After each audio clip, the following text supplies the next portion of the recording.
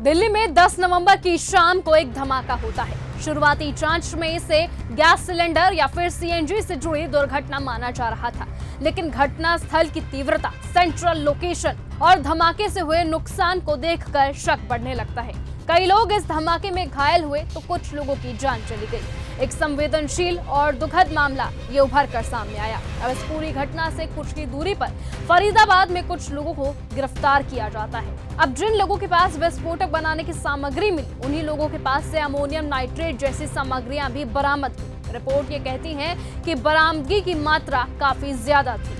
इसी के साथ ये धमाका होना एक चिंता का कारण बन गया। राजधानी में धमाका और पास ही विस्फोटक बरामद होना मिलकर सुरक्षा एजेंसियों के लिए बड़े सवाल खड़े कर गया है। ऐसे में इसी संदर्भ में एक और दिलचस्प और खतरे वाली बात सामने आई है।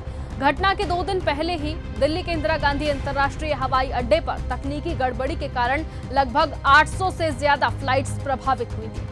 पहले इसे सिर्फ सॉफ्टवेयर गलती माना जा रहा था, लेकिन बाद में ये पता चला कि एयर ट्रैफिक की स्क्रीन पर दिखने वाले नेविगेशन डेटा में गलतियां आ रही थी। यानी पायलटों को रनवे की जगह खेत दिखाई दे रहे थे और रडार जीपीएस के संकेत झूठे थे। अब इसे ही जीपीएस स्कूपिंग या फिर सिग्नल स्कूपिंग कहते हैं, जहां नकली सिग्नल जमीन से भेजकर वास्तविक सैटेलाइट सिग्नल को धोखा दिया जाता है।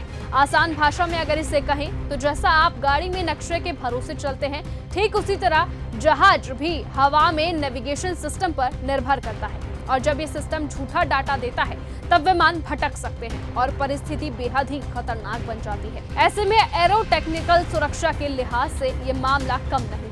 और अब यही वजह है कि नेशनल सिक्योरिटी एडवाइजर की टीम ने इस पूरे मामले की जांच शुरू कर दी है। आपको बता दें कि यहाँ पर 3 बातें साफ करनी बहुत जरूरी है। इसमें सबसे पहली बात है दिल्ली धमाके की, दूसरी है फरीदाबाद से मिले विस्फोटक की और गिरफ्तारियों की, और तीसरी बात है एयरपोर्ट पर हुई जीपीएस स्कूपिंग की।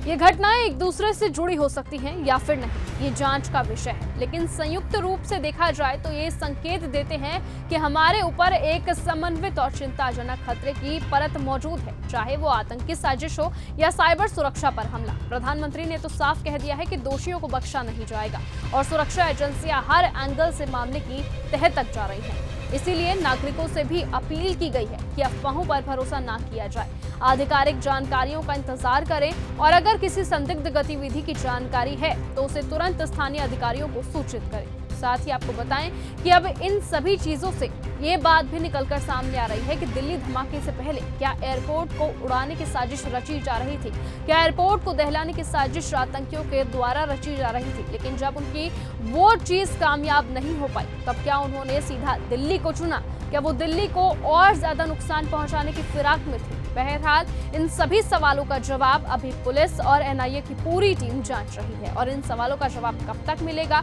वो आने वाला वक्त बताएगा। इसलिए तब तक के लिए आप बने रहिए और ऐसे ही देखते रहिए न्यूज गंगा, क्योंकि न्यूज गंगा इस केस से जुड़ी हर एक खबर आप तक जरूर पहुंचाएगा। इसलिए आप अपनी राय भी कमेंट सेक्शन में जरूर दीजिएगा कि इन सभी सवालों का जवाब आप सभी को क्या लगता है। नमस्कार।